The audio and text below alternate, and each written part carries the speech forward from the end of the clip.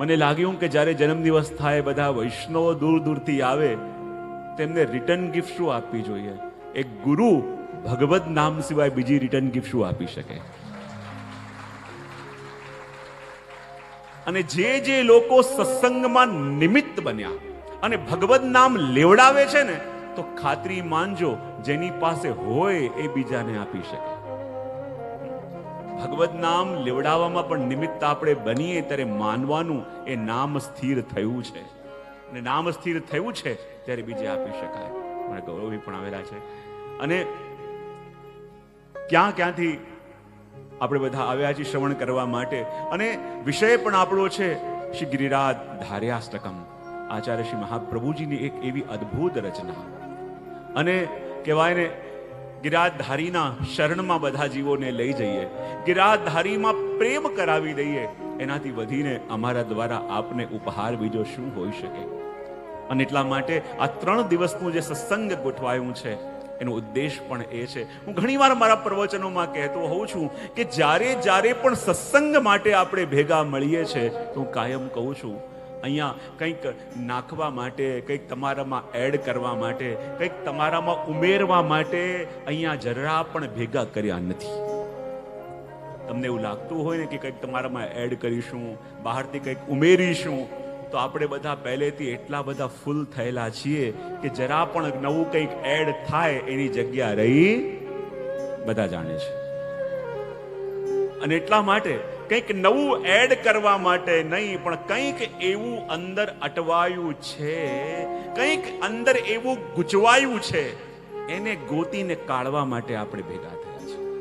અને એવી કંઈક વસ્તુ હું ઘણીવાર મારા પ્રવચનમાં એક દૃષ્ટાંત આપતો હોઉં છું, અને કહેતો હોઉં છું કે એક ગામમાં કૂવો હતો, અને એક એવો કૂવો હતો કે એક જ કૂવાનું પાણી આખા ગામના લોકો પીતા. હવે એકવાર શું થયું, 2 પશુ ત્યાં લડતા આવ્યા અને કૂવામાં પડી ગયા, અને કૂવામાં પડીને ડૂબ્યા, એટલે કૂવામાંથી દુર્ગંધ આવવા લાગી. હવે આખા ગામના લોકો એ પાણી પીતા, હવે એમાંથી દુર્ગંધ આવવા લાગી. લોકો કહે કે હવે આ પાણી શુદ્ધ નહીં થાય તો ગામના લોકો પાણી પીશે કેવી રીતે? શું કરવું જોઈએ? આ અંદર દૂષિત થયેલું જલ શુદ્ધ કેવી રીતે કરવું? એટલે કોઈ કે આવીને સલાહ આપે કે એવું કરો, આની અંદર દૂષણ આવી ગયું છે, તો એવું કરો, અહીંયા બેસીને આપણે કોઈ હવન કરીએ, અને હવનથી કદાચ શુદ્ધ થઈ જાય પાણી. બધાએ બેસીને ગામના લોકોએ ત્યાં હવન કર્યું. બીજે દિવસે ગયા તો પાછું એની એ દુર્ગંધ આવે. બીજું કે હવે કરવું શું? તો કોઈ કહે એવું કરો, અહીંયા અખંડ જપ કરાવો, અખંડ કીર્તન કરાવો, અને ભગવદ નામનું કીર્તન થાય તો કેટલી શુદ્ધિ થઈ જાય, તો આ કૂવાનું જલ પણ શુદ્ધ થઈ જશે. ત્યાં અખંડ કીર્તન કરવામાં આવ્યું તો પણ જલ શુદ્ધ થયું નહીં. બોલે શું કરવું? ત્યાં જ કોઈ કદાચ દુબઈથી આવ્યો હશે, એને કહ્યું વળા અત્તર લઈને આવ્યો છું. એવું કરો કે થોડા અત્તર અંદર એડ કરો, અને અત્તર જશે તો કદાચ જલ સુગંધી થઈ જશે. અને ઘણું બધું અત્તર અંદર રેડવામાં આવ્યું. એ વખતે તો સુગંધ આવી, પણ જ્યાં થોડી વાર થઈ પાછી એ દુર્ગંધ આવવા લાગી. લોકો કહે કે આ અંદર જે દૂષિત છે, દુર્ગંધ આવી રહી છે, આ દૂર કરવું કેવી રીતે? ત્યારે એક ચતુર વ્યક્તિ એ ગામની અંદર આવ્યા અને આવીને કહ્યું કે આ તકલીફ થઈ શું છે? બોલે શું કરીએ, 2 પશુ લડતા અંદર પડી ગયા હતા, અંદરથી દુર્ગંધ આવી રહી છે. હવે અમે કેટલા ઉપાય કર્યા. અચ્છા, કેટલા ઉપાય? કયા ઉપાય કર્યા? અમે અહીંયા કિનારા પર બેસીને અખંડ જપ કર્યો, અહીંયા હોમ કર્યું, અહીંયા તપ કર્યું, અહીંયા અમે કેટલા પ્રકારના પ્રયોગો કર્યા, તોય અંદર રહેલી દૂષણ દૂર ન થઈ. એમણે કહ્યું બધું અહીંયા બહાર કર્યું, પણ અંદર જે ખોટું પડ્યું હતું એને કાઢવાનો પ્રયત્ન કર્યો. બોલે એ તો નથી કર્યો. બોલે સૌથી પહેલા એને કાઢો. અને અંદર જ્યાં દોરડું નાખીને માણસ ઉતર્યો અને અંદર પેલા મરેલા જીવોને બહાર કાઢવામાં આવ્યા, એના પછી એ જલ શુદ્ધ થયું. તો જો આપણા બધાની અંદર એવું કંઈક અંદર પડેલું છે, અને પડેલું છે એટલે આપણી પાસે કોઈ ભગવદ નામ લે, આપણી પાસે કોઈ હવનમાં આપણને બેસાડે, આપણી પાસે કોઈ કથામાં આપણને બેસાડે, તો એ અંદર ફરક પડતો. બહુ સરસ ઉપાય કરીએ છીએ આપણે બહારના, તો બહારના ઉપાય કરીએ છીએ એના કરતા જે કંઈક ખોટું અંદર ગયું છે, ખોટું અંદર પડ્યું છે, એને કાઢવાનો ઉપાય કરીએ ને, તો કંઈક અંદર બદલાય. તો આ 3 દિવસમાં મારે કંઈ એડ કરવું નથી. જે ખોટું ક્યાં ખૂણે ખાંચરે છુપાઈ ગયું છે એને બહાર કઢાવવું છે, અને એ બહાર નીકળશે ત્યાર પછી આપણા આધ્યાત્મની યાત્રા, આપણા જીવનની યાત્રા પ્રારંભ થશે. અને વિષય પણ આપણો શ્રી ગિરિરાજ ધાર્યાષ્ટકમ છે, આચાર્ય ચરણની રચના. અને એની અંદર આપે શ્રી ગિરિરાજ ધારીના ગુણગાન ગાયા છે. હવે જો આ ગિરિરાજ ધારી કોણ? જેણે શ્રી ગિરિરાજજીને ધર્યા છે, જેણે શ્રી ગિરિરાજજીને ધારણ કર્યા છે, એવા આપણા પ્રભુના ગુણગાન. અને એવા આપણા પ્રભુના ગુણગાન તો જુઓ, આપણા પ્રભુ, આપણા આચાર્યોએ કહ્યું છે કે વેણુધારી પણ છે, ચક્રધારી પણ છે, શંખધારી પણ છે, અને ગોવર્ધનધારી પણ છે. કેટલા પ્રકાર ગયા મેં? સૌથી પહેલા વેણુ પણ ધરે છે, પછી ચક્રધારી પણ છે, ચક્ર પણ ધરે છે, શંખધારી પણ છે, શંખ પણ ધરે છે, અને એ જ રીતે પ્રભુ ગોવર્ધનધારી પણ છે, શ્રી ગિરિરાજજીને પણ ધારણ કરે છે. તો કહેવાય આ બધા સ્વરૂપોમાં વેણુધારી નહીં, શંખધારી નહીં, ચક્રધારી નહીં, પણ આ ગોવર્ધનધારી સ્વરૂપ મારા શ્રી વલ્લભને એટલું બધું પ્રિય કેમ લાગ્યું? મારા પ્રભુનું મન, શ્રી વલ્લભનું મન આ સ્વરૂપે કેમ મોહી લીધું કે આપે આ સ્વરૂપનું વર્ણન કર્યું? અને એટલા માટે કહે છે કે જ્યારે પ્રભુ પોતાના જીવોને રસદાન આપવા માંગે ત્યારે પ્રભુ વેણુધારી બને છે. જ્યારે પ્રભુ પોતાના ભક્તોની રક્ષા કરવા માંગે ત્યારે ચક્રધારી કે શંખધારી બને. જ્યારે પ્રભુ પોતાના જીવોને પોતાના શરણમાં લેવાનો સંકલ્પ કરે ત્યારે પ્રભુ ગોવર્ધનધારી બને છે.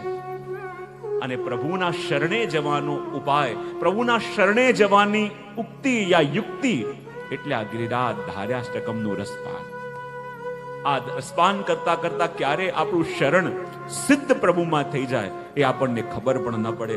કેવી રીતે આપણે પ્રભુના ચરણે ચાલ્યા ગયા એ આપણને ખબર પણ ન પડે. તો જુઓ તો ખરા, સ્વરૂપ પણ કેવું.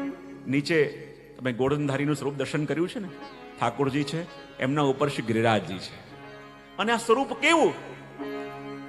પ્રભુ પણ સાક્ષાત રસરૂપ, અને ઉપર રહેલા ગિરિરાજ બાબા એ પણ રસરૂપ.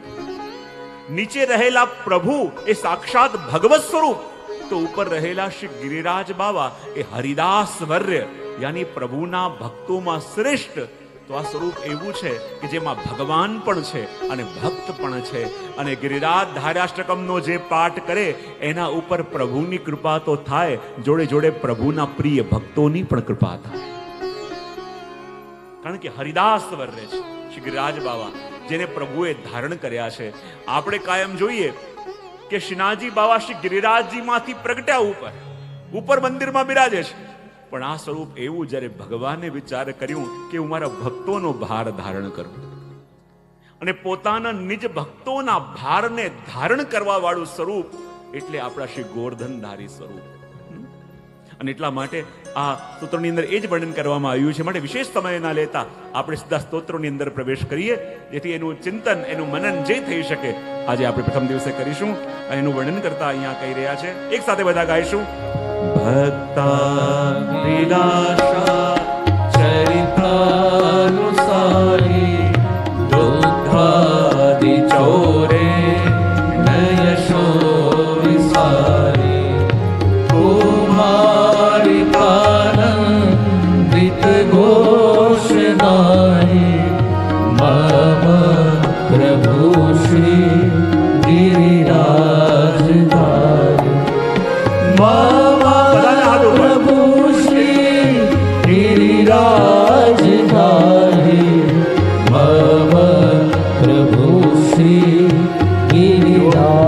સંસાર પણ દલદલ છે, કાદવ નહીં દલદલ છે, અને એમાં ફસાયા હોઈએ, બહુ પ્રયત્ન કરીએ કે પ્રભુ હવે આપનું નામ લેવું છે, પ્રભુ આપની સેવા કરવી છે, પ્રભુ હવે ગુણગાન કરવું છે, પણ આ દલદલ એવું છે જેટલો નીકળવાનો પ્રયત્ન કરીએ એટલા વધારે ને વધારે ધસતા જઈએ.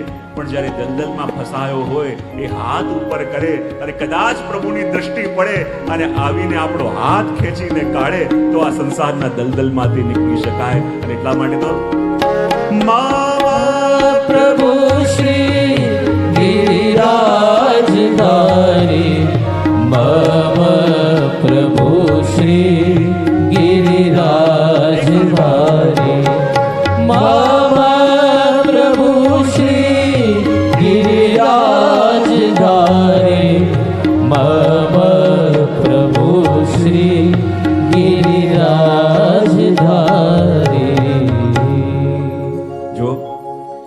પ્રથમ શ્લોકમાં અને આ ગિરિરાજ ધાર્યાષ્ટકમમાં આપણા શ્રી વલ્લભે એમના પ્રિય પ્રભુનો પરિચય બધા જીવોને કરાવ્યો છે. જો કોઈ પણ કન્યા હોય અને કોઈને સ્નેહ કરતી હોય તો એની બહુ ઈચ્છા હોય કે હું મારી સખીની આગળ મારા પ્રિયતમના વખાણ કરું કે વર્ણન કરું, પણ એ સુખ આપણી વજની ગોપીઓને નથી. બોલે કેમ? ગોપીઓ કહે કે જો કોઈને પ્રેમ કરતા હોઈએ તો સખીઓની કેવી ઈચ્છા હોય કે જ્યારે સખીઓ મળે તો આપણે એની વાત કરીએ, એના વિશે એના વર્ણન કરીએ. પણ અમારા પ્રિયતમ શ્યામ સુંદર, અમારા પ્રિયતમ શ્રી કૃષ્ણ એ તો એવા છે કે જે સખીની આગળ એના વર્ણન કરીએ તો એ સખી પણ એને પ્રેમ કરવા લાગે. માટે એ સુખ અમે ગોપીઓને પણ નથી. જેની આગળ વર્ણન કરીએ પણ એનો દીવાનો થઈ જાય. તો વર્ણન કરવું તો કેવી રીતે કરવું? પણ અહીંયા શ્રી વલ્લભ કહે છે કે આ ગિરિરાજ ધાર્યાષ્ટકમ દ્વારા હું મારા પ્રભુના સ્વભાવનો, હું મારા પ્રભુ કેવા છે, મારા પ્રભુ શું વિચાર કરે છે એનું જ્યારે વર્ણન કરીશ. અને વલ્લભ તો ચાહે છે કે હે પ્રભુ, આ ગિરિરાજ ધાર્યાષ્ટકમનો પાઠ કરી એની લીલાનું શ્રવણ કરી હું તો એ ચાહું છું કે જેટલો પ્રેમ મારા હૃદયમાં પ્રભુ આપના માટે છે એટલો જ પ્રેમ મારા પ્રત્યેક વૈષ્ણવના હૃદયમાં પણ આપના માટે છે. ને જેટલો પ્રેમ હે શ્રીનાથજી બાવા આપના હૃદયમાં મારા માટે છે એટલો જ પ્રેમ હે શ્રીનાથજી બાવા આપના હૃદયમાં મારા સમગ્ર વૈષ્ણવ માટે જાગે. તો મને લાગે કે મને પ્રસન્નતા થઈ, મને સુખ મળ્યું, મને આનંદની અનુભૂતિ થઈ. અને એટલા માટે અહીંયા જુઓ, આ કૃષ્ણાશ્રયની અંદર જ્યારે શ્રી મહાપ્રભુજી કહે છે કે કૃષ્ણ એવ ગતિર્મમ, પણ અહીંયા કહ્યું મમ પ્રભુ શ્રી ગિરિરાજધારી. બંનેમાં ભેદ શું? તો આચાર્યો અર્થ કર્યો કે કૃષ્ણાશ્રયમાં મહાપ્રભુજી કહે છે કે કૃષ્ણ જ મારી ગતિ છે, અને ગિરિરાજ ધાર્યાષ્ટકમમાં કહે છે કે કૃષ્ણ જ મારા પતિ છે, કૃષ્ણ જ મારા નાથ છે, કૃષ્ણ જ મારું સર્વસ્વ છે. એનું વર્ણન અહીંયા શ્રી મહાપ્રભુજી કરે છે. અને આ સ્તોત્ર દ્વારા આપણું શરણ સિદ્ધ કરાવે છે. હું હમણાં જ ક્યાંક વાત કરતો હતો, આપણને લાગે કે પ્રભુનું શરણ સિદ્ધ, પ્રભુના શરણાગતિનો અનુભવ આ ગિરિરાજ ધાર્યાષ્ટકમ દ્વારા આપણને થઈ શકે. પણ પ્રભુના શરણમાં જીવ ક્યારે આવે, પ્રભુના શરણોમાં જીવ ક્યારે જઈ શકે? હું હમણાં જ ક્યાંક વાત કરતો હતો, ઘણા પૂછતા હોય ને કે પ્રભુના શરણે કેમ કરીને જવાય, તો હું ઘણી વાર કહેતો હોઉં છું કે આ પૂછવું જ ખોટું છે કે શરણે કેમ કરીને જવાય. આ જગતમાં એક પણ એવો અણુ નથી જે ભગવાનના શરણે ન હોય. ભગવાનની ઈચ્છા વિના એમાં કોઈ પણ પરિવર્તન આવી શકતો નથી. તો એવો કયો પ્રાણી, એવો કયો જીવ, એવું કયું તત્વ છે જે ભગવાનના શરણે નથી કે એને શરણે જવું પડે? તો કહેવાય શરણાગતિ સિદ્ધ ક્યારે થાય? જ્યારે એ ભ્રમ આપણા મનમાંથી દૂર થાય કે આપણે પ્રભુના શરણમાં નથી. જ્યારે એ ભ્રમ આપણા મનમાંથી દૂર થાય કે આપણે પ્રભુના શરણમાં નથી, એ દિવસે શરણ સિદ્ધ થાય. તો આપણને લાગે આ બધા જીવો પ્રભુના શરણમાં છે. શું લાગે છે તમને? આપણે પ્રભુના શરણે છીએ કે નહીં? આ જગતમાં એવો કયો અણુ છે જે પ્રભુના શરણે નથી? પ્રભુની ઈચ્છા વિના એમાં કંઈ ફેરફાર થઈ શકતો નથી. જો આપણે પ્રભુના શરણે છીએ કે નહીં? કેમ સન્નાટો છવાઈ ગયો? હા, છીએ કે નહીં? છીએ. હવે જો પ્રભુના શરણે આપણે બધા છીએ તો ખરા, પણ મુખ્ય 3 પ્રકારના લોકો હોય. કેટલા પ્રકારના? 3. પહેલા એ પ્રભુના શરણે છીએ, જાણીએ છે પણ અનુભવ થતો નથી. બીજો, પ્રભુના શરણે છીએ, જાણીએ છે પણ અનુભવ કરી શકતા નથી. બીજું છે શરણમાં છીએ, જાણીએ છે પણ અનુભૂતિ નહીં. અને ત્રીજા એ કે જાણી શરણે છીએ પણ ખબર નથી. ફરી વર્ણન કરી દઉં. 3 પ્રકારના જીવો. પહેલા જીવ કયા? કે પ્રભુના શરણે છીએ એ આપણને ખબર નથી. બીજું, પ્રભુના શરણે છીએ, ખબર છે પણ અનુભવ થતો નથી. અને ત્રીજા, પ્રભુના શરણે છીએ, એ ખબર પણ છે અને અનુભૂતિ પણ છે. કેટલા પ્રકાર થયા? પહેલું, પ્રભુના શરણે છીએ તો ખરા પણ જાણતા. બીજું, પ્રભુના શરણે છીએ, જાણીએ છે પણ અનુભવ થતો નથી. અને ત્રીજું, શરણે છીએ એ જાણીએ પણ છીએ અને અનુભૂતિ પણ છે. તો આ ત્રણેયમાંથી આપણે કયા? આ જીવોની વાત કરી, પણ આપણી વાત કરીએ ને. હવે જો પ્રભુના શરણે છીએ એ જાણતા નથી. બીજું, પ્રભુના શરણે છીએ જાણીએ છે પણ હજી અનુભવ થતો નથી. અને ત્રીજું, જાણીએ પણ છે અને અનુભવ પણ છે. તો આ ત્રણેયમાંથી આપણે કયા? શું લાગે છે? જુઓ, જ્યારે પણ આપણને એમ લાગતું હોય કે હા પ્રભુની પાસે જવું પડશે, ક્યાંક જવું પડશે, એટલે આપણે માનીએ છીએ કે પ્રભુ આપણી પાસે નથી. અને આપણા શાસ્ત્રો તો કહે છે ઈશાવાસમ ઇદમ સર્વમ સર્વ ખલુ ઇદમ બ્રહ્મ. તો પ્રભુની પાસે જવું પડશે, પ્રભુની પાસે પહોંચવું પડશે, એ વાત જ બતાવે છે કે આપણને શરણાગતિનો અનુભવ નથી. પ્રભુની પાસે ભાગીને જવાય કે જાગીને જવાય? દૂર હોય તો ભાગીને જવાય, પણ જ્યાં છે ત્યાં અનુભવ કરતા હોઈએ તો જાગીને પ્રભુને પમાય. આપણે હંમેશા ભાગીને પામવાનો પ્રયત્ન કરીએ છીએ, અને જ્યાં પ્રભુને પામવા માટે ભાગવાની શરૂઆત કરી ત્યાં જ પ્રભુ ઉપર અવિશ્વાસ આવ્યો કે પ્રભુ ઘટઘટમાં વસવા વાળા નથી, અહીંયા નથી, માટે મારે ક્યાંક જવું પડે છે. તો પ્રભુને પામવા માટે ભાગીને ન જવાય. જ્યાં છો ત્યાં જાગો, તો ત્યાં જ પ્રભુના દર્શન, પ્રભુનો અનુભવ આપણને થઈ જાય.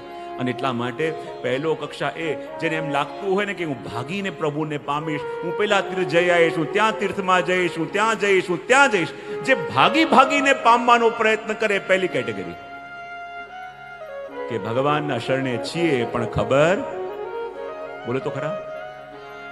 બીજી કેટેગરી કઈ કે પ્રભુના શરણે છીએ પણ અનુભવ થતો, રોજ જપ કરીએ છીએ, રોજ તપ કરીએ છીએ, રોજ માળા કરીએ છીએ, રોજ પ્રભુની સેવા કરીએ છીએ, પણ જરાક ટેન્શન આવ્યું અને એવા બે બાકડા થઈ જાય કે હવે મારું શું થશે, હવે શું થશે, હવે કેમ કરીને બધું થશે, હવે કેમ કરીને બધું મેનેજ કરીશ, હવે કેમ કરીને બધું સંભાળીશ.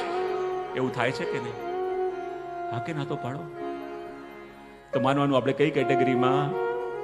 બીજી કેટેગરી. જ્યારે બધું સારું ચાલતું હોય, જ્યારે બધું અનુકૂળ ચાલતું હોય, ત્યારે તો બહુ પ્રભુનું નામ લઈએ, બધું કરતા હોઈએ, પણ જરાક મનથી વિપરીત પરિસ્થિતિ આવે અને આપણા મનમાં ક્વેશ્ચન્સ ઊભા થવા લાગે. હું આટલું કરું તોય પ્રભુએ મારી સાથે આવું કેમ? હું આટલું કરું તોય મારી સાથે આવું કેમ? આ ક્વેશ્ચન ઊભો થાય ત્યારે માનવાનું આપણી બીજી કેટેગરીમાં. શરણે છીએ એમ જાણીએ છે પણ હજી અનુભવ થતો નથી. અને ત્રીજી વસ્તુ કઈ કે જ્યારે પ્રભુના શરણે છીએ એ વસ્તુ આપણને અનુભવ પણ છે અને જાણીએ પણ જ ખરા. અને જાણીએ છીએ અને અનુભવ હોય એટલે કેવો? એવો વિશ્વાસ આવે કે જેવો પેલા બાળકને એની માં ઉપર છે. જ્યારે એની માં એના બાળકને લઈને ઉપર ઉછાળે છે ત્યારે બાળક ખડખડાટ હસે છે. આપણને લાગે જ્યારે માં બાળકને ઉછાળે છે ત્યારે કેટલી બધી સંભાવના છે, બાળક પડી શકે છે, એને વાગી શકે છે, એને પીડા થઈ શકે છે, તો પણ બાળક ખડખડાટ હસે છે. કેમ? કારણ કે જાણે છે કે જે મને ઉછાળી રહ્યો છે, મને ઝીલવાની ચિંતા મારા કરતા પણ મારી મામાં વધારે છે. એ ખડખડાટ હસે છે કારણ કે જાણે છે એને પોતાના સામર્થ્ય ઉપર નહીં, એને એની માના સ્વભાવ ઉપર ભરોસો છે, એને એના માના એ પ્રેમ ઉપર ભરોસો છે કે જે મને ઉછાળે છે, મને ઝીલવાની ચિંતા પણ સૌથી વધારે એની અંદર છે. અને એવો ભરોસો જ્યારે આવી જાય ને, એવો વિશ્વાસ જ્યારે આવી જાય, ત્યારે સાચા અર્થમાં એ ભરોસાનો અનુભવ કર્યો આપણને કહી શકાય. બાકી આપણો સ્વભાવ કેવો છે? જરાક નાની ચિંતા પણ આપણને વિચલિત કરી દે છે કે નહીં?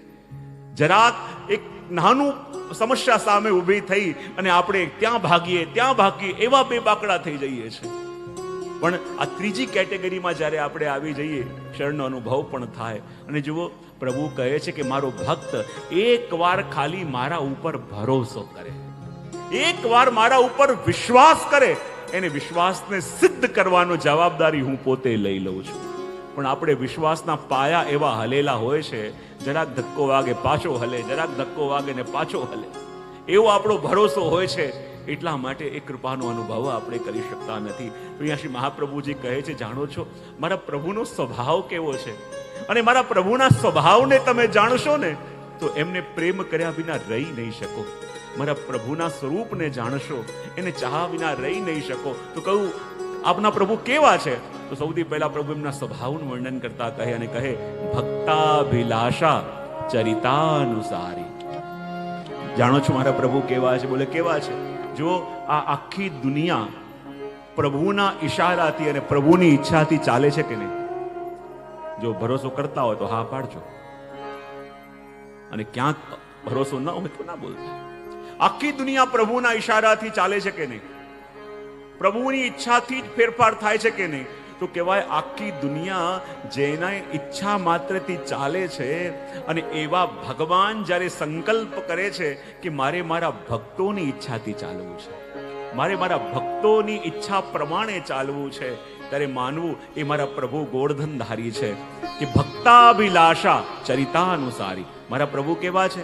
જેવી જેવી ઈચ્છા એમના ભક્તો કરે અને જેવો જેવો મનોરથ ભક્તોના મનમાં થાય એવી એવી લીલા કરવા વાળા મારા પ્રભુ છે. જેમ એકવાર ઠાકોરજી અને સ્વામીજી નૃત્ય કરી રહ્યા હતા અને સુરદાસજી સામે બેસીને કીર્તન કરતા હતા, અને જ્યાં કીર્તન કરતા હતા ત્યાં અચાનક સ્વામીજીના મનમાં કંઈક મનોરથ આવ્યો. ચાલતા ચાલતા આવ્યા અને સુરદાસજીને કહેવા લાગ્યા, જુઓ સુરદાસજી, જેવી જેવી લીલા અમે કરીએ છીએ એવા એવા પદોનું ગાન આપ કરો છો, પણ આજે અમારા મનમાં એક મનોરથ આવ્યો છે. સુરદાસજી કહે, શું? કે હમણાં સુધી જેવી જેવી લીલા અમે કરી એવા એવા પદ આપે ગાયા, પણ હવે અમારો મનોરથ એવો છે કે જેવા જેવા પદ આપ ગાઓ એવી એવી લીલા અમે કરીએ. ત્યારે થાય ભક્તાભિલાષા ચરિતાનુસારી. જેવી જેવી ભક્તોની ઈચ્છા, જેવા જેવા ભક્તોના મનના મનોરથ, એ પ્રકારે જ્યારે પ્રભુ એમને આધીન થઈને એમની ઈચ્છાના પ્રમાણે વર્તવા લાગે ત્યારે માનવું કે આ લીલા પ્રભુ કરી રહ્યા છે. અને માટે કહ્યું કે ભક્તાભિલાષા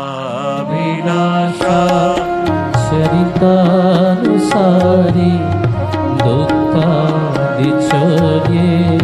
નયસો વિસારી તુમારી તાનંદિત ઘોષનારી મમ પ્રભુ શ્રી ગિરિરાજધારી. ભક્તાભિલાષા ચરિતાનુસારી. હે પ્રભુ, મારા પ્રભુ કેવા છે? ભક્તાભિલાષા ચરિતાનુસારી. જેવી જેવી ઈચ્છા ભક્તોના મનમાં હોય તો ભગવાન પોતાની ઈચ્છા પણ બદલીને ભક્તોની ઈચ્છા પ્રમાણે કાર્ય કરવા લાગે. દુગ્ધાદિ ચૌરેણ યશો વિસ્તારી. ગોપીઓના ઘરમાં જઈને દૂધ દહીંની ચોરી કરી જેણે યશનો વિસ્તાર કર્યો. કુમારિતા આનંદિત ઘોષનારી. એ બજકુમારિકાઓને આનંદ આપવા વાળા મારા પ્રભુ, મારા સ્વામી ગોળધનધારી છે. તો કહ્યું કે ભક્તોની ઈચ્છા પ્રમાણે પ્રભુ પોતાની ઈચ્છા બદલીને કાર્ય કરે. કેવી રીતે? તો કહે, જ્યારે કેટલા બધા પ્રસંગો છે, જ્યારે ભીષ્મજીએ મહાભારતના યુદ્ધમાં એમ સાંભળ્યું કે ભગવાને કહ્યું છે કે આખા યુદ્ધની અંદર હું મારા હાથમાં શસ્ત્ર નહીં લઉં. અને જે ઘડીએ ભગવાને સંકલ્પ કર્યો કે હું મારા હાથમાં કોઈ શસ્ત્ર નહીં લઉં, અને એ જ ઘડીએ ભીષ્મજીએ પણ સંકલ્પ કર્યો કે જો પ્રભુ મેં આપના હાથમાં શસ્ત્રો ન લેવડાયા તો પોતાની જાતને ગંગા પુત્ર કહેવડાવવાનું બંધ કરી દઈશ. અને જ્યાં યુદ્ધ ચાલી રહ્યું હતું અને અર્જુનના સારથી બનેલા પ્રભુ આગળ વિરાજે છે, અને એક એક કરીને ભીષ્મજી પોતાના બાણ ભગવાનને મારી રહ્યા છે. યુદ્ધનો એવો નિયમ છે કે સારથીની ઉપર વાર ન થાય, પણ ભગવાનને ઉશ્કેરવા છે, ભગવાનના હાથમાં શસ્ત્ર લેવડાવવા છે, અને એટલા માટે એક એક કરીને તીર મારી રહ્યા છે. ભગવાનનું કવચ ભેદાયું, ભગવાનને તીર વાગ્યા, પણ પ્રભુએ પ્રતિકાર ન કર્યો. અને ત્યારે ભીષ્મજીને લાગ્યું મેં નિશાન લગાવ્યું પણ ખોટી જગ્યાએ. હમણાં સુધી ભગવાન પણ નિશાન લગાવ્યું હતું, હવે નિશાન બદલી ભક્ત અર્જુનની ઉપર નિશાન લગાવ્યું. અને જ્યાં અર્જુનને તીર વાગ્યા એનું કવચ ભેદાયું અને ભગવાનથી સહન ન થયું. અને જેમ એક મદવત ગજરાજની ઉપર એક સિંહ તરાપ મારીને આવે એવી રીતે ભગવાન ઉભા થયા અને રથનું પૈડું લઈને ભીષ્મજીની ઉપર આક્રમણ કરવા ગયા. આખી પૃથ્વી ડોલવા લાગી. અને જ્યાં રથનું પૈડું લઈને આક્રમણ કરવા જાય ભીષ્મજી હાથ જોડ્યા, દંડ પ્રણામ કરીને કહે, પ્રભુ ધન્ય છો, ધન્ય છો, ધન્ય છો. પ્રભુ આપે પોતાના ભક્તનું વચન સિદ્ધ કરવા માટે પોતાની પ્રતિજ્ઞા પણ તોડી, અને ત્યારે ભીષ્મજીના મુક્તિ પણ નીકળ્યા હશે આ શબ્દો કે ભક્તાભિલાષા ચરિતાનુસાર. કે પોતાના ભક્તોના મનમાં જેવી જેવી ઈચ્છા હોય એવી રીતે લીલા કરવા વાળા મારા પ્રભુ છે. જેવી જેવી ઈચ્છા ભક્તો કરે એ ઈચ્છાને એવી જ રીતે પૂરી કરવા વાળા આપણા પ્રભુ છે. જો પેલી સ્ત્રી ગરીબ સ્ત્રી હતી અને ગરીબ સ્ત્રી બિચારી એના બાળક ઘરમાં ભૂખ્યા હતા, એની પાસે ખાલી 1 રૂપિયો હતો અને કરિયાણાના દુકાનની બહાર ઊભી પ્રતીક્ષા કરતી હતી કે આ 1 રૂપિયામાં શું આવશે, મારા ઘરમાં 3 બાળકો છે, એનું પેટ કેમ કરીને ભરાશે. કરિયાણાવાળી પાસે જઈને કહે કે આ 1 રૂપિયામાં જે પણ જેટલું લોટ આવે એટલું આપી દો. એ કે 1 રૂપિયામાં શું આવશે, કે કંઈક આપી દો. તો પેલો કે આ 1 રૂપિયામાં કંઈ નહીં આવે, તારા ઘરમાં 3 બાળકો છે, કોઈનું પેટ નહીં ભરાય. પેલી કહે કે બસ હું તમારા પ્રભુ પર ભરોસો રાખીને બેસીશું, એ જાણે છે કે મારી શું જરૂર છે, મને એકવાર મોકો આપો. અને ત્યારે એનો ભાઈ આવે દુકાનવાળાનો, એ કહે બહુ કકડાટ કરે છે, એવું કર, આ 1 રૂપિયો સામેના ત્રાજવામાં નાખીએ અને 1 રૂપિયામાં જેટલું જોખાય એટલું સામે અનાજ આવે એ અનાજ તને આપીશું. એને કહ્યું ઠીક છે, પણ 1 મિનિટ ઉભા રહો. એ 1 રૂપિયો મૂક્યો અને એને એક ચિઠ્ઠીમાં કંઈક લખ્યું, ચિઠ્ઠીમાં 1 રૂપિયો મૂક્યો, સામેના ત્રાજવામાં મૂક્યો. હવે અહીં લાગ્યું કે 1 રૂપિયાના માપમાં કેટલું અનાજ આવશે. એને 2-4 ચપટી લઈને ચોખા નાખ્યા, બલૂન ના ઉઠ્યું. થોડા ઓર ચોખા નાખ્યા, ન ઉઠ્યું. ઓર નાખ્યા, ન ઉઠ્યું. બોલે આ થઈ શું રહ્યું છે, 1 રૂપિયો ખાલી સામે છે પણ આ ઉઠતું કેમ નથી. એમ કરતા કરતા કેટલા બધા ચોખા, દાળ બધું નાખ્યું તો પણ એ ત્રાજવું ઊંચું ન થયું. જ્યારે બધી વસ્તુ અંદર એડ કરી ત્યારે જઈને એ સિક્કો ઊંચો થયો. દુકાનવાળો કહે કે આ 1 સિક્કાના માપની જગ્યાએ આટલા બધા કિલો અનાજ કઈ રીતે આવી શકે, એવું તે આ સિક્કામાં શું લખ્યું છે. અને જ્યાં સિક્કા ઉપાડ્યો અને અંદરથી કાગળ ખોલ્યું તો કાગળમાં પેલી સ્ત્રી એટલું લખ્યું હતું, પ્રભુ આપ તો જાણો છો કે આજે મારી જરૂરત શું છે. અને એ સિક્કો અંદર મૂક્યો અને એને જેટલી આવશ્યકતા હતી એટલું 1 સિક્કાની અંદર બધું તોડાઈ ગયું. ને ત્યારે એના મુખમાંથી પણ નીકળ્યું હશે કે ભક્તાભિલાષા ચરિતાનુસારી. જેવી જેવી ઈચ્છા એમના ભક્તોના મનમાં જાગે છે અને એ ઈચ્છાને એવી જ રીતે પૂરી કરવા વાળા આપણા પ્રભુ છે. અને આપણે પણ આપણા જીવનની અંદર જોઈએ તો કેટલી વાર આપણને લાગ્યું કે આ કાર્ય કેમ થશે, પણ છેલ્લી ઘડીએ બધું બદલાવા લાગે અને કેવી રીતે પ્રભુ સંપન્ન કરે આપણને ખબર પણ ન પડે. વિચાર કરો કેવા કેવા ભક્તો થયા. અને પ્રભુ એનો સ્વભાવ એવો છે, મહાપ્રભુજી કહે કે જેવી જેવી ઈચ્છા એમના ભક્તો કરે છે એવી રીતે કૃપા કરવા વાળા મારા પ્રભુ. હમણાં જ અમે લોકો વચમાં થોડા ટાઈમ પહેલા ગયા હતા તો બરસાનામાં સુનેરા કી કદમખંડી છે, બધા હતા અમારા દિલ્હીવાળા જોડે. સુનેરાની કદમખંડીમાં ગયા. ત્યાં એક આજે પણ પેલું એક કદમનું વૃક્ષ છે અને કહેવાય એ વિસ્તારમાં એક સંત રહેતા અને સખીના ભાવ રહેતા. એનું નામ શ્યામા સખી. આખો દિવસ ત્યાં વજમાં ફરતા અને જેમ એક ગોપી કૃષ્ણના વિરહમાં હે શ્યામ કરીને ફરે એવી રીતે ત્યાંના વનોમાં ફરતા. અને એટલા લાંબા એમના કેશ થઈ ગયા હતા અને હે શ્યામ કહીને ફરે. અને એકવાર ચાલતા ત્યાંથી જતા હતા તો ત્યાં જ કદમના વૃક્ષમાં એમના કેશ ફસાઈ ગયા. અને કેશ ફસાઈ ગયા અને પાછા મુડ્યા વિના કહેવા લાગ્યા, અરે શ્યામ, હું તો આપને પુકારતી હતી અને આપ આવી ગયા. બધા કહેવા લાગ્યા, અરે શ્યામા સખી, આ શ્યામ નથી, આ તો તમારી જો કષ્ટની લટો છે એ વૃક્ષમાં ફસાઈ છે, કહેતા હો તો અમે સુલઝાઈ દઈએ. ત્યારે એ શ્યામા સખી નામના સંત કહેતા કે ના, જેને યાદ કરતા કરતા આ લટો ઉલઝી છે, જ્યારે એ પોતે આવીને સુલઝાશે ને ત્યારે જ હું આ કેશની લટો અલગ કરીશ. બધા કહે અરે કેટલા દિવસો થશે, આવશે કે નહીં આવે કોને ખબર. પેલો કે જે પણ થાય, પણ જેને યાદ કરતા કરતા મારા કેશ ઉલઝ્યા છે, જ્યાં સુધી એ આવીને ન સુલઝાવે હું આ નહીં સુલઝાવું. એમ કરતા કરતા ભૂખ્યા તરસ્યા 4-5 દિવસ થયા અને એ હટ લઈને બેઠા છે કે ના, જ્યાં સુધી જે શ્યામ સુંદરને યાદ કરીને મારા કેશ ઉલઝ્યા છે એ આવીને ન સુલઝાવે હું કેશને નહીં સુલઝાવા દઉં. અને જ્યાં 4-5 દિવસ થયા માનો પ્રભુને ચિંતા થઈ હશે અને પ્રભુ પધાર્યા અને કહેવા લાગ્યા, અરે શ્યામા સખી, હું તારા કેશ સુલઝાઈ દઉં. એ કહેવા લાગ્યા, અરે કોણ છો? મને તો જ્યારે જેને યાદ કરતા કરતા કેસ ઉલઝ્યા છે એ શ્યામ સુંદર આવીને સુલઝાવે તો જ હું સુલઝાવું. ત્યારે પ્રભુ કહેવા લાગ્યા, અરે શ્યામા સખી, હું પોતે છું, શ્યામ સુંદર છું, સુલઝાઈ દો. તો કે શ્યામ સુંદર ખરા, પણ કયા? પ્રભુ વિચાર કરે, કયો એટલે વિઝિટિંગ કાર્ડ તો રાખતો નથી, કયા એટલે શું? ત્યારે શ્યામા સખી કે શું એ શ્યામ સુંદર છો કે જે ગાયો ચરાવે છે? એ શ્યામ સુંદર છે જે માખણની ચોરી કરો છો? એ શ્યામ સુંદર છો કે જે સખાવણી સાથે માખણ લેવા જાઓ છો, જે દાન લો છો? બોલે હા, એ જ. તો મારા કેશને અડવાનો સાહસ ન કરતા. પ્રભુ કે કેમ? મારા કેશને ત્યારે જ અડજો यदि આપ એ શ્યામ સુંદર છો જે વૃંદાવનની કુંજોમાં બેસીને પોતાના હાથે શ્રી રાધાજીના ચરણોની સેવા કરે છે. यदि એ શ્યામ સુંદર હો તો મારા કેશને અડજો. પ્રભુ કહે કે હા, હું એ જ શ્યામ સુંદર છું કે જે વૃંદાવનની કુંજોમાં બેસીને પોતાના હાથે રાધાજીના ચરણોની સેવા કરું. હવે કેસ સુલઝાવી દો. ત્યારે એ શ્યામા સખી કહેવા લાગ્યા કે આપ કહી દો કે આપ એ શ્યામ સુંદર છો, અને હું માની લઉં એટલો ભોળો પણ નથી. હું કેવી રીતે માનું કે આપ એ શ્યામ સુંદર છો? પ્રભુ કે જેવો ટેડો હું એવા ટેડા મારા ભક્તો પણ હોય છે. હું મારા ભક્તોની ક્યારેક જેવી લેવડાવું, ક્યારેક મારા ભક્તો પણ એવું જ મારી સાથે કરતા હોય છે. શ્યામા સખી કે હું કેવી રીતે માનું કે આપ એ શ્યામ સુંદર છો કે જે વૃંદાવનની કુંજોમાં બેસીને રાધાજીની ચરણ સેવા કરો છો? પ્રભુ કહે કે તારા માનવામાં આવે એના માટે મારે શું કરવાનું? એ કે એક જ કામ કરવાનું, હમણાં ને હમણાં બરસાના જાઓ, રાધાજીને લઈને આવો અને યુગલ સ્વરૂપે દર્શન આપો તો હું માનું કે શ્યામ સુંદર છે. પ્રભુ કહે હવે ભક્તોના માટે મારે શું કરવું પડશે? અને ભગવાન સીધા પધાર્યા બરસાના અને રાધાજીને મનાવીને કહ્યું કે આપ જલ્દી ચાલો. બોલે શેના માટે? બોલે પ્રમાણ આપવા માટે. બોલે કયો પ્રમાણ? એ જ કે હું એ શ્યામ સુંદર છું. રાધાજી પણ આવ્યા અને યુગલ સ્વરૂપે જ્યારે આવીને શ્યામા સખીને દર્શન આપ્યા અને કહે અરે હવે તો કેશની લટ છોડાઈ દો. એ કહે કે રાધાજીને જોડે લઈને આવ્યા એનાથી એ સાબિત થતું નથી કે આપ એ જ છો જે એમની ચરણ સેવા કરો છો. તો કેવી રીતે માનશો? બોલે હમણાં ચરણ સેવા કરીને બતાવો તો પછી માનું. પ્રભુ કે રાધાજી હવે આ વૃક્ષના હોટલા પર બિરાજમાન થઈ જાઓ. અને જ્યાં વૃક્ષના હોટલા ઉપર શ્રી રાધાજી બિરાજમાન થયા, એમના ચરણોને પોતાના ખોળામાં લઈને પ્રભુ જ્યારે રાધાજીની ચરણ સેવા કરવા લાગ્યા અને ત્યારે શ્યામા સખીના આંખોમાંથી અશ્રુ આવ્યા અને કહે હા શ્યામ સુંદર, હવે હું માન્યો કે આપ એ છો. આવીને મારા કેશની લટો સુલઝાવી દો.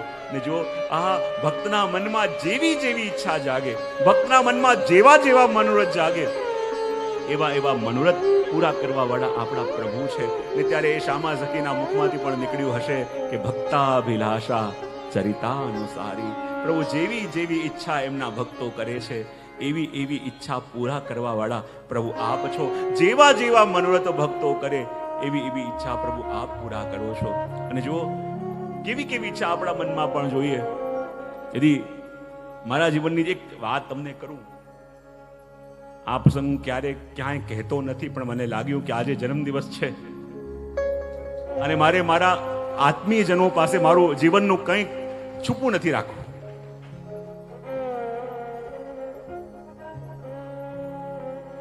ચિંતાઓ ખાલી તમને થાય એવું નહીં, ક્યારેક અમને પણ થાય. બહુ સહજ સ્વીકાર કરું છું. ભલે અમને 15 મિનિટ રહેતી હોય, તમને 15 દિવસ રહેતી હોય, પણ થાય ખરા. અને જીવનમાં ઘણીવાર ચિત્તમાં ઉદ્વેગ યા ચિત્તમાં આપણે કહીએ કે અનેક પ્રકારના ભાવો જેમ તમને જાગે અમને પણ જાગે, એટલે બહુ એમ માની ન લેતા. અને જન્મદિવસ છે એટલે હું તમને કહું છું, એક જીવનનો મારો એક પ્રસંગ કે જે આજ સુધી મેં ક્યારે ક્યાંય કોઈને કહ્યો નથી, કદાચ જાહેરમાં તો ક્યારે પણ મેં કીધો નથી. 2-3 સ્થાનનો અલગ ઘણા વર્ષોનો લાંબો એક પ્રસંગ છે. વર્ષો પહેલા હું ક્યાંક યુકેમાં હતો અને લગભગ 3-4 દિવસ સુધી હું રાતે સૂઈ જાઉં, મને એક રસ્તો દેખાય કે રસ્તામાં એક ગાડી જઈ રહી છે અને ખાલી રસ્તો દેખાય. મને સમજમાં ના આવ્યા કે રસ્તો કેમ દેખાય છે અને ક્યાંનો છે, કઈ જગ્યા છે. એક દિવસ થયું, બીજે દિવસે, ત્રીજે દિવસે, ચોથે દિવસે મને લાગ્યું કંઈક તો આની અંદર સંકેત હશે, કંઈક તો હશે. આ રસ્તો શું છે? આ રસ્તો કેમ દેખાય છે? મને સમજ ના પડી. અને પછી એના પછી વર્ષો વીતી ગયા. એ દરમિયાન અનેક દેશોમાં જવાનું થયું અને જ્યાં જ્યાં દેશોમાં જઈએ ત્યારે મારી આંખો શોધતી હોય કે શું આ એ રસ્તો હશે, આ એ જ રસ્તો હશે, પણ ક્યાં એ રસ્તો મને દેખાય નહીં.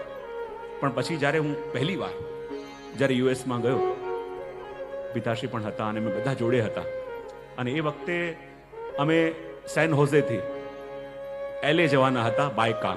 તો ત્યાંના વૈષ્ણવે કહ્યું કે જે અહીંયાથી એક સિનિક રૂટ છે જેને રૂટ 1 કહેવાય. એ સિનિક રૂટ જે રૂટ 1 છે કે ત્યાંથી આપણે કાર લઈએ તો બહુ સિનિક રસ્તો છે અને બહુ સરસ છે. મેં કહ્યું ચાલો. તો મેં 8-10 જણ હતા, તો એક વેન કરી હતી, એક વૈષ્ણવ ડ્રાઈવ કરતા હતા, હું આગળ હતો, પિતાશ્રી અમારા માતૃશ્રી અમે બધા પાછળ હતા. અને ત્યાં ગાડી જતી હતી, હું જાગતો હતો, એ વૈષ્ણવ જાગતા હતા, સવારે વહેલા નીકળ્યા, બાકી બધા સૂઈ ગયા હતા. અને જ્યારે અમારી કાર જતી હતી, અચાનક મને એ રસ્તો ત્યાં દેખાયો અને એવું થવા લાગ્યું મને કે હવે કાર અહીંયાથી લેફ્ટ સાઈડ વળશે તો ત્યાં પર્વત હશે, એમાં પીળા રંગના ફૂલ હશે અને ગાડી વળે અને એ જ પીળા રંગના ફૂલ આવે. પછી મને આમ ખબર પડી જાય કે હવે જમણા ટાઈપ ટર્ન થશે, ત્યાં કેટલા ઘર હશે, ઘરમાંથી ઉપરથી ધુમાડો નીકળતો હશે, એ જ આવે. એમ કરતાં કરતાં 5 મિનિટ 10 મિનિટે ચાલ્યું અને એકદમ મને અંદરથી દ્રશ્ય દેખાયું કે હવે મારી પાસે જીવનના માત્ર 30 મિનિટ છે. જ્યાં 10:30 વાગ્યા છે ને 11 વાગશે એક વસ્તુ સાચી પડતી હતી, ત્યાં મારી કાર આગળ જશે ને સામેથી બીજી એક ટ્રક આવી રહી છે, એની સાથે એક્સિડન્ટ થશે અને એક્સિડન્ટમાં માત્ર મારું મૃત્યુ થવાનું છે. અને દ્રશ્ય એટલો બધો મને અનુભવ થઈ ગયો અને એક વસ્તુ 30 મિનિટ જીવનની બાકી હતી. મને પોતાનો અનુભવ કે હવે મારી પાસે જીવનના 30 મિનિટ છે અને જેમ જેમ ગાડી જાય હું કહી શકતો હતો કે હવે અહીંયા આ આવશે અને એ જ આવે.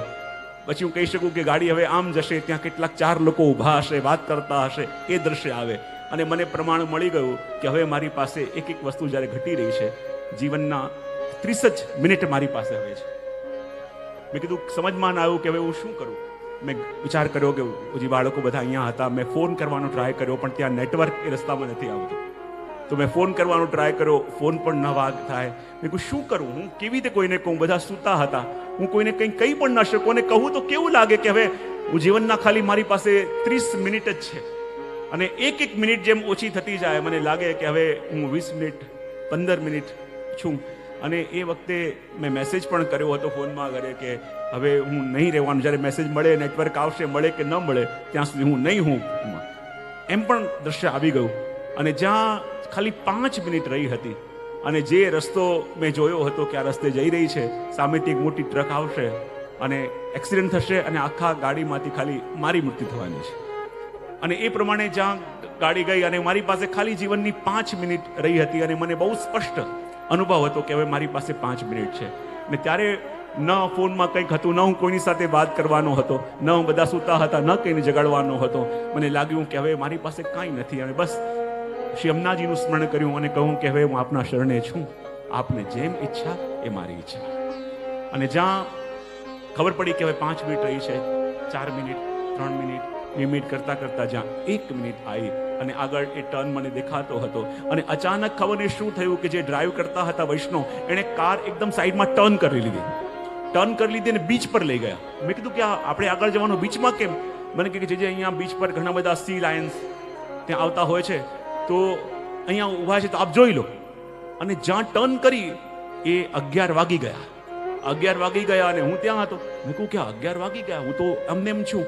અને પછી થોડી વાર 10-15 મિનિટ રહ્યા, ફોટોગ્રાફ લીધા અને જ્યાં ગાડીમાં બેસીને આગળ ગયા તો આગળ એ ટર્ન પર અમારા જેવી ને જેવી કાર, એનો એક્સિડન્ટ થયો હતો અને હું જ્યાં બેઠો હતો એ જ વ્યક્તિની ત્યાં મૃત્યુ થઈ હતી.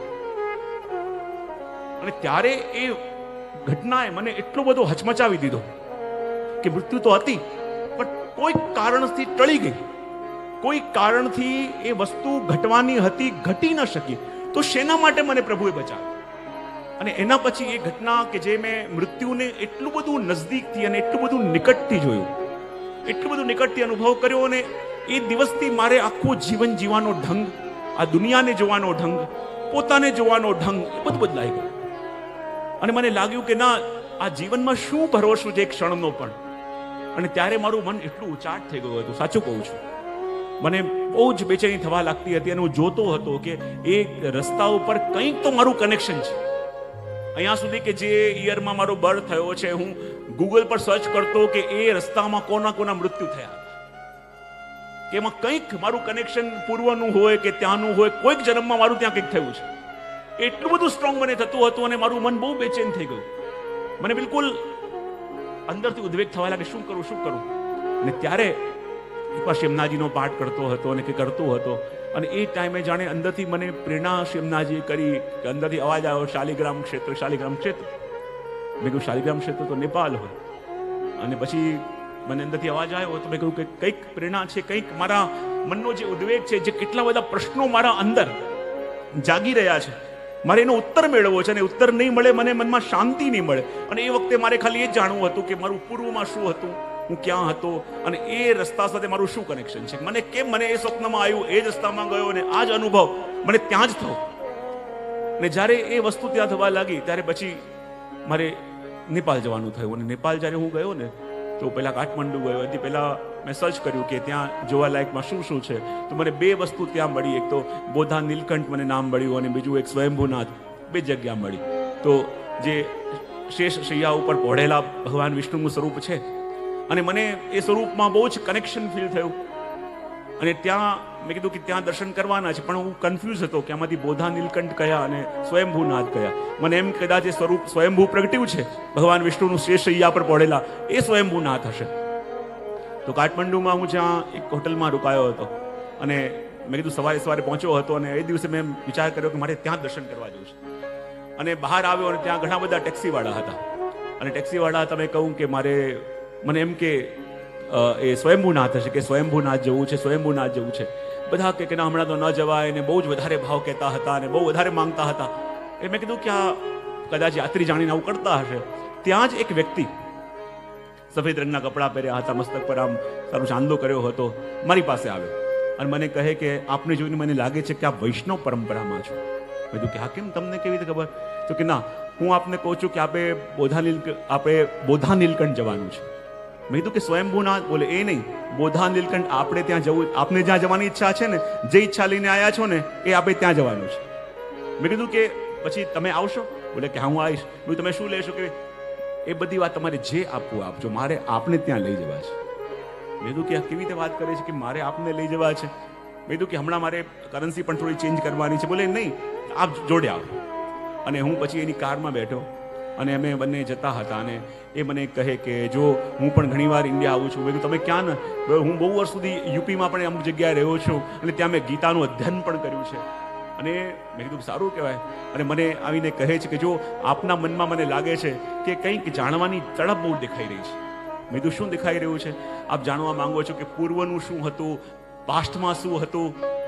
મેં કીધું તમને કેવી રીતે? મારું મન આશ્ચર્યમાં આવ્યું, આ ડ્રાઈવર કાર ચલાવી રહ્યા છે, આને કેવી રીતે ખબર?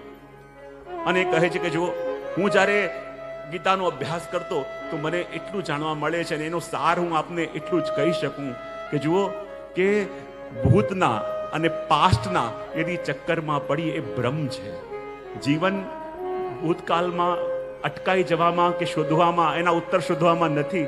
આ વર્તમાનની એક એક પલોને સંવારી લેવી, આ વર્તમાનને જીવી લેવું, એ જીવન છે. કે જ્યાં જીવન નથી ત્યાં આપ જીવન કેમ ગોતવા માંગો છો? જ્યાં જેનું અસ્તિત્વ નથી એનું આ પાછો પ્રગટાવવા કેમ માંગો છો? અને એની વાતોથી સડન મને કંઈક લાગ્યું કે વાતો એની બરાબર છે. અને પછી મેં કીધું કે તમે બીજું શું જાણો છો? મને કહેવા લાગે કે જો લોકો અઘરી વાતો ગીતામાં કરે છે, પણ જો એ પ્રભુની ગીતા આટલામાં અટકતી નથી. અને એની વાતોમાં મને એટલો રસ પડ્યો. મેં કીધું કે આ ડ્રાઈવર છે ને આવી વાતો કરી રહ્યો છે. પછી મને કહે કે જો આ લોકો રસ્તામાં આપને દેખાય છે ને, કેટલી ગાડીઓ જઈ રહી છે, કેટલી ટ્રાફિકો ગઈ રહી છે. બધું સાચી વાત છે, બધે છે. મને કહે કે આ બધા લોકો ક્યાંય જવાના નથી, આ જ્યાં છે ત્યાં ને ત્યાં અટકાયેલા છે. ભલે ગાડીઓ આગળ જઈ રહી છે, પણ એ મનુષ્યો તો ત્યાં ને ત્યાં અટકાયા છે. મેં કીધું કેવી રીતે? તો કહેવાય કે જદી એક વ્યક્તિ એક પગ આગળ મૂકે અને જ્યાં સુધી પાછળનો પગ ઊંચો ન કરે ત્યાં સુધી આગળ જઈ શકતો નથી. ને આ જેટલા પણ મનુષ્યો આગળ જવાનો પ્રયત્ન કરે છે, પણ ભૂતકાળના અનુભવોના પગને હજી ઉચક્યો નથી, તો ખાલી વાહનો આગળ દોડે છે. એ આ બધા વ્યક્તિઓ અટવાયેલા છે. બધા વ્યક્તિઓ ત્યાં ને ત્યાં અટકાયેલા છે. અને એની વાતો એવી હતી કે હું દંગ થઈ ગયો કે આ વાતો આ ડ્રાઈવર કેવી રીતે કરી રહ્યો છે. અને પછી મને કહે કે આ જીવનમાં બધા લોકો દોડે છે, તો મેં કીધું કે શું પામવું જોઈએ? મને એમ જ કહે કે જો જીવનમાં યદી સફળતાનો અને સંતોષનો અનુભવ કરવો હોય ને, તો પોતાના બેંક બેલેન્સના ચક્કરમાં ન પડતા. એ તો એક ઘડીમાં ખાલી થઈ જાય, કોઈને ખબર ના પડે. બહુ ઉપલબ્ધિ કે પ્રોપર્ટીના ચક્કરમાં ન પડતા. એણે કહ્યું કે જીવનમાં સાચો સંતોષ જોઈએ તો પોતાના નિકટના જનો, પોતાના પરિવારજનો, પોતાના આત્મીયજનો સાથે જે સુખની અને આનંદની ક્ષણો વ્યતીત કરો ને, એ જીવનની સૌથી મોટી સફળતા છે. અને 10-15 મિનિટ અમે ચર્ચા કરી અને એની ચર્ચાએ મારા જીવનમાં મારા વિચારધારા, મારું થિંકિંગ, મારા એમ લાઈફના બધા બદલી દીધા. અને પછી સીધા અમે પહોંચ્યા ત્યાં બોધા નીલકંઠ, કે જ્યાં ભગવાન વિષ્ણુનું સ્વરૂપ શેષૈયા ઉપર છે. અને ત્યાં અમે જેવા ઉતર્યા અને મેં કહ્યું કે અહીંયા પૂજાના ફૂલ છે, આપ લઈ લો. હું કોઈ ફૂલ લેવા ગયો અને મેં કીધું કે મારી પાસે એની કરન્સી નથી અને ત્યાં લોકલ ફૂલ વેચતા હતા. એ કે ના, એની નેપાળની કરન્સી આપો. એ કે ચિંતા ના કરો, પણ આપ આ ફૂલ નહીં, આ ફૂલ જ લો. મેં કીધું કેમ આ જ ફૂલ? કે આ ફૂલ જ આ પ્રભુને બહુ ગમે છે. મેં કીધું ઠીક છે.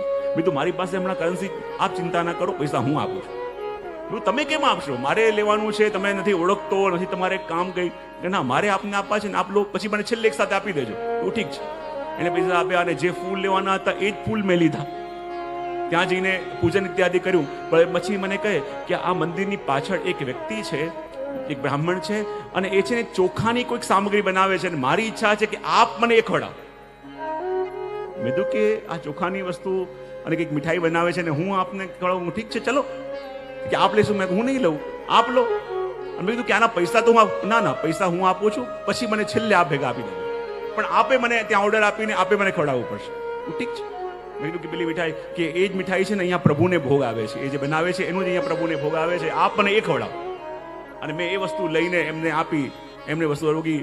અને પછી હું જ્યારે શૂઝ પહેરતો હતો ને ત્યારે મારી પાસે આવ્યા અને એ પ્રભુનું એક નાનું આવું સ્વરૂપ પધરાઈને આપ્યું અને કહે કે જો પ્રભુની એવી ઈચ્છા છે કે આપ અહીંયા આવ્યા છો, હવે એમને આપની સાથે આપના ઘરે આવજો. તો આ સ્વરૂપ હું લઈને આવ્યો છું, આપ આ પધરાવ. મેં તો કે આની નોછાવર કંઈક લેવી પડશે, એમને એમ કેવી રીતે આપું? બોલે એ મને હું છેલ્લે આપી દેજો. મેં વિચાર કર્યો કે આ બધું આપવાની વાત કરે છે, આપું છું કંઈ લેતો નથી. અને છેલ્લે આપવાની વાત કરી, એ સ્વરૂપ મને પધરાયું. અને પાછા અમે ચર્ચા કરતા કરતા જતા હતા. ત્યાં રસ્તામાં પશુપતિનાથ મંદિર આવ્યું. મને કહે કે જો આ મારા મિત્ર છે ને હું એમનો મિત્ર છું, ઘણીવાર એ મને મળવા આવે છે, ઘણીવાર હું એમને મળવા જાઉં છું. મને સમજ ના પડી કે આ શું વાત કરે છે. અને પછી ત્યાં હોટલ પાસે પહોંચ્યા અમે લોકો. હોટલ પાસે પહોંચ્યા, મને લાગ્યું કે વિચાર આવો વ્યક્તિ ક્યાં મળશે. મારે બીજી પણ અમુક જગ્યાએ જોવી હતી. મેં કીધું કે તમારો નંબર મને આપી રાખજો, નંબર મને આપી રાખો, એટલે મારે કંઈ પણ ક્યાંય જવું છે ને હું તમને જ બોલાવીશ, મારે હવે બીજે કોઈની પાસે જવું નથી. અને ત્યાં ઉભા રહ્યા અને મેં કીધું કેટલા તમારે થયા? એ કંઈ બોલે ને કે જે આપવું આપો. મેં કીધું પહેલાં તમારો નંબર આપો. જ્યાં હોટેલ પાસે ગાડી ઊભી રહી એમણે મને કંઈક નંબર કંઈક લખીને કાગળમાં આપ્યું. મેં કહ્યું તમે ઉભા રહો, હું રિસેપ્શનમાં જઈને ચેન્જ કરાવીને તમને આટલા બધા તમે મને આપ્યા છે તો હું આપું. અને જ્યાં ચિઠ્ઠી મને આપી, નંબર લખીને હું ભાગતો અંદર ગયો. અંદર ચેન્જ કરીને પાછો આવું, ત્યાં ગાડી નહીં. મેં કીધું કાર ગઈ ક્યાં? મેં કીધું કે અહીંયા ઊભા હતા જ્યાં વોચમેન હતા. મેં કીધું અહીંથી કાર ક્યાં ગઈ? કે કઈ કાર? અહીંયા કોઈ કાર આવી જ નથી. મેં કીધું કે અહીંયા કાર હતી પેલી વ્હાઇટ કલરની, એ ક્યાં ગઈ? એટલે છે જ નહીં. ત્યારે મને યાદ આવ્યું કે એને નંબર લખીને મને આપ્યો છે અને નંબરમાંથી એને ફોન કરીને બોલાવો. અને જ્યાં ચિઠ્ઠી ખોલી તેમાં ખાલી લખ્યું હતું KRISHNA.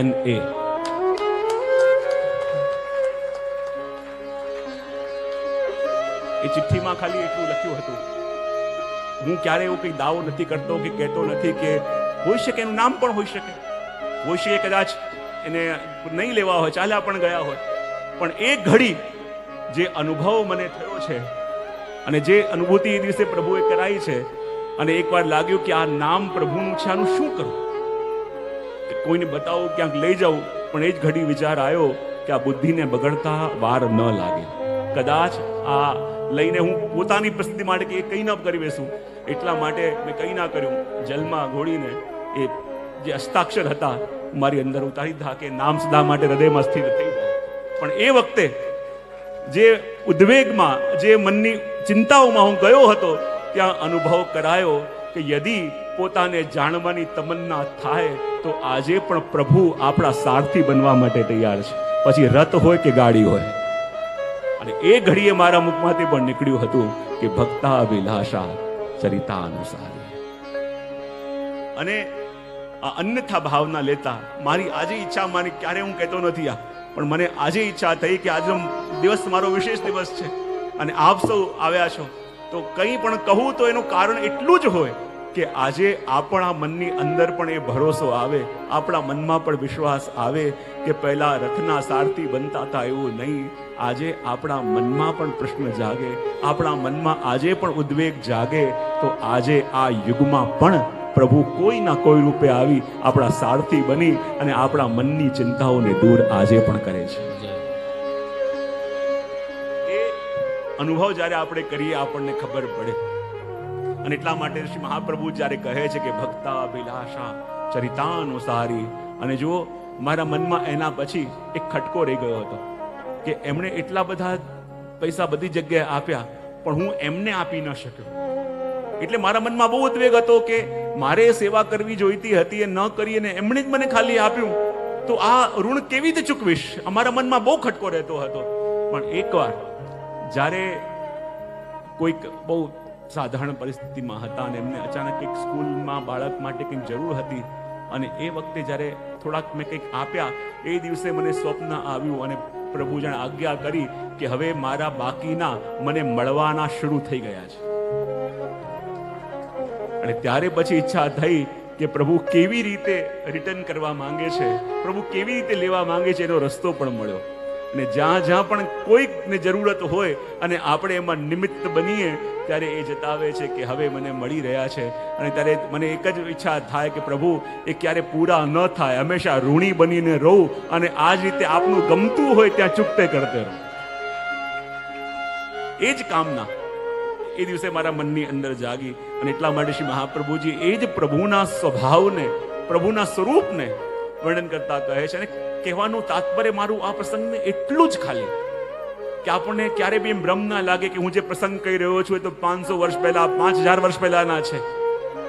આજે થોડી એવું થાય, આજે થોડી એવું થઈ શકે, પણ એ પ્રભુ સદા આપણી સાથે છે.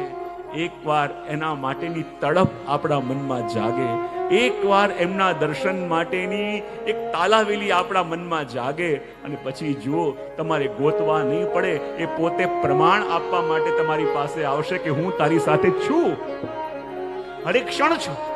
અને એ અહેસાસ આપણને થાય ને, પછી આપણને ન દુનિયાદારીની ચિંતા રહે, ન આપણને બીજા કોઈ શું કહેશે કે શું કરવું છે, શું પામવું છે. જ્યારે એ વસ્તુ આપણે પામી લઈએ ને, પછી બીજું કંઈ પામવાનું જ મન ન થાય. મન ભટકે છે એટલા માટે કે જે પામવાનું છે એ પામ્યું નથી, એટલે અંદરની તડપ આપણને બધે દોડાવે છે. કારણ કે જે પામવાનું છે એ ક્યાંક મિસિંગ છે. અને એટલા માટે શ્રી મહાપ્રભુજી કહ્યું, ભક્તા વિલાસા ચરિતાનુસારી દુક્તાદિ ચોરેણ યશો વિસારી કુમારિકાનંદિત ઘોષધારી મમ પ્રભુ શ્રી ગિરિરાજધારી મમ પ્રભુ શ્રી ગિરિરાજધારી મમ પ્રભુ શ્રી ગિરિરાજધારી મમ પ્રભુ શ્રી ગિરિરાજધારી મમ પ્રભુ શ્રી ગિરિરાજધારી. જેવી જેવી ઈચ્છા ભક્તોના મનમાં હોય, બરાબર એવી ઈચ્છા જ પોતે પોતાના મનમાં ધારણ કરીને ભક્તોના મનોરથ પૂરા કરે, એવા આપણા પ્રભુ છે. અને જુઓ તો ખરા, આપણને ઘણીવાર લાગે એવું કે મારા મનમાં જેવી ઈચ્છા છે એવી જ ઈચ્છા પ્રભુના મનમાં જાગે, એ જ ગોળધનધારી કહેવાય. પણ ઘણીવાર અમે કંઈક ઈચ્છા કરીને બેઠા હોઈએ, પણ એ ઈચ્છા પૂરી થતી નથી. વારે વારે પ્રભુને વિનંતી કરીએ તો પણ ઈચ્છા પૂરી થતી નથી. તો પછી હું કેમ કરીને માનું કે આ ગોળધનધારી પ્રભુ જેવી જેવી ઈચ્છા ભક્તોના મનમાં હોય એવી ઈચ્છા પૂરી કરવા વાળા છે?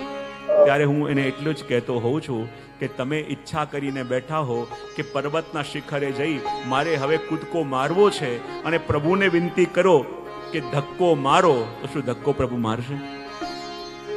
તમારો પ્રિયમાં પ્રિય કોઈ મિત્ર હોય જે તમારી વાત ક્યારે ટાળતો ન હોય, તમારો બહુ અનુકૂળ મિત્ર હોય કે જે દરેકમાં તમને સાથ આપતો હોય, દરેકમાં તમારા સાથે આવીને ઊભો રહેતો હોય, તમે જ્યારે પર્વત પર જઈને એને કહેશો કે તે બધા કામમાં મારી હેલ્પ કરી છે, તો આ કામમાં હેલ્પ કર, મારે પર્વત પરથી જમ્પ મારવો છે, મને ધક્કો મારી દે. તો એ ટાઈમે તમારો એવો મિત્ર કે જે દરેકમાં જોડે આવીને ઊભો રહે છે, દરેક કાર્યમાં સહયોગ કરે છે, પણ તો શું એ કાર્યમાં સહયોગ કરશે? હા કે ના તો પડો?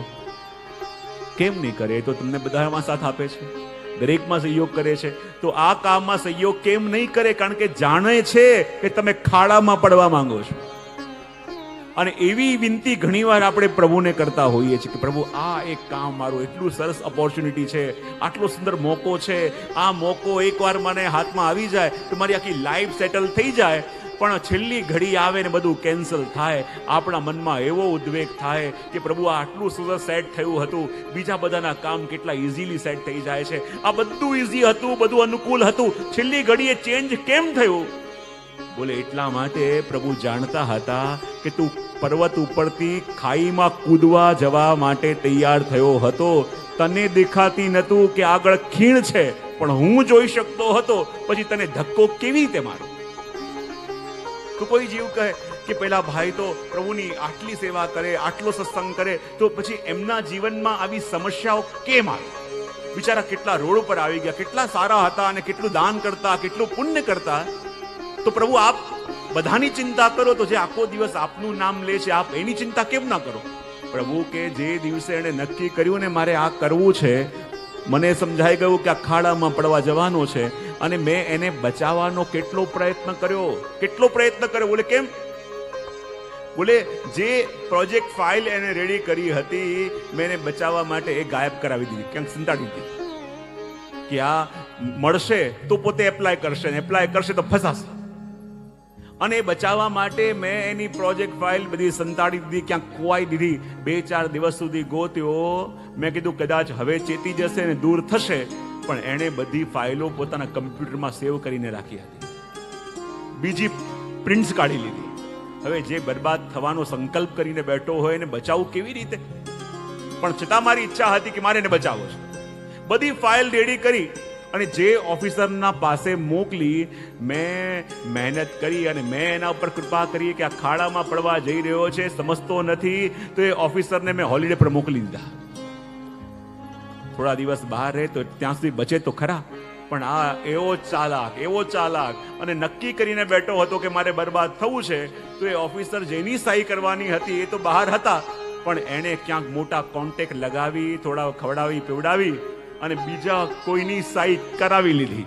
હવે સહી કરાવી લીધી અને જેવો પ્રારંભ કર્યો અને ફસાયો, અને પછી મારી પાસે આવે, પ્રભુ આપની કૃપા કેમ દેખાતી નથી? પ્રભુ કે કેટલી જગ્યાએ મેં તને બચાવ્યો, કેટલી જગ્યાએ તારી રક્ષા કરી, પણ તું ઠાનીને બેઠો હતો કે મારે બરબાદ થવું છે, તું નક્કી કરીને બેઠો હતો કે મારે ખાડામાં પડવું છે, તો તને કોઈ બચાવે કેવી રીતે? તો કેટલી જગ્યાએ પ્રભુ આપણી રક્ષા કરતા હોય છે, આપણે બચાવતા હોય છે. અને એટલે તો આપણા આચાર્યો પણ કહે કે જ્યારે પણ મન દુવિધામાં આવે ત્યારે કોઈ સાધન ના છોડો. જ્યાં સુધી સાધનમાં અટવાયેલા છીએ કે મારા કોઈ કોન્ટેક્ટ મને બચાવશે, મારું સ્ટેટસ મને બચાવશે, મારા જે મારું પ્રસિદ્ધિ છે એ મને બચાવશે, તો કહેવાય ને એક નિયમ છે કે જ્યારે દરિયામાં જહાજ ડૂબવાનું હોય ને, સૌથી પહેલા ઉંદેડા ભાગે, ને જ્યારે કોઈ વ્યક્તિ પણ ડૂબવાનો હોય તો પેલા એના કોન્ટેક્ટ ભાગે, ફોન ઉઠાવવાના બંધ કરી દે, એના જે બી સંપર્ક વાળા હોય, એના જાણીતા, જેના ભરોસા ઉપર એ કૂદતો હોય, સૌથી પહેલા એ જ ભાગે. અને છેલ્લે હારીને થાકીને ક્યાંય કઈ ન થાય ત્યારે આપણે પ્રભુના શરણે આવીએ કે મેરે તો ગિરધર ગોપાલ. પ્રભુ કે આખા ગામમાં ફરીને આવ્યો છે, ક્યાંય ન થયું ત્યારે મારી પાસે આવ્યો છે. પણ એટલે તો આપણા આચાર્યો કહે કે જ્યારે મન અટવાય, જ્યારે મન ફસાય, ત્યારે બીજું કંઈ ના કરતા એ ગિરધારીની શરણમાં જઈએ આપણે. એટલે તો ભક્તો કહે છે કે બસ એક બાર આજા શ્રી ગિરિરાજ કી શરણ મેં. જન્મદિવસના ઉપલક્ષમાં બીજા પણ અમુક થોડા કાર્યક્રમો છે, અને એક ઘોષણા એ પણ કરવાની છે કે બધા આપ જાણો છો એમ પુષ્ટિ પરિવાર કપલ્સ ગ્રુપની પણ આપણે શરૂઆત કરી છે. અને આપ સૌ જાણો છો આપણો મુખ્ય લક્ષ્ય એ છે કે કેવી રીતે વૈષ્ણવથી કનેક્ટ થાય અને વૈષ્ણવ સમાજ ઉપર આવે. તો એના માટે થઈને જે વૈષ્ણવ કપલ ગ્રુપ્સ આપણે પ્રારંભ કર્યો છે, એની અંદર આપણે બધાને અનુરોધ કર્યો છે કે જે પણ આપણા વૈષ્ણવો કોઈ પણ સર્વિસ આપતા હોય કે કોઈ પણ કાર્ય કરતા હોય, તો આપણે બીજા વૈષ્ણવોને એ અપીલ કરીએ છીએ કે યદિ કોઈ વૈષ્ણવ એ જ વસ્તુ આપતો હોય તો તમે પહેલો પ્રેફરન્સ એને કેમ ના આપો? ખાલી વૈષ્ણવોને અન્નદાન કે એ આપવું એ જ સેવા નહીં, એના કાર્યને સંભાળી લેવું, એના કાર્યને સપોર્ટ કરવો અને આખા એના ફેમિલીને પગભર ભરવું, હું વૈષ્ણવની સાચી સેવા એને માનું છું. ખાલી દાન આપીને તો આપણે ખાલી એને ઉલટાનો પરાધીન બનાવીએ છીએ, પણ સક્ષમ કેમ ના બનાવીએ? અને એ વિચાર કરીને આપણે આખું એક નેટવર્ક સેટ કર્યું.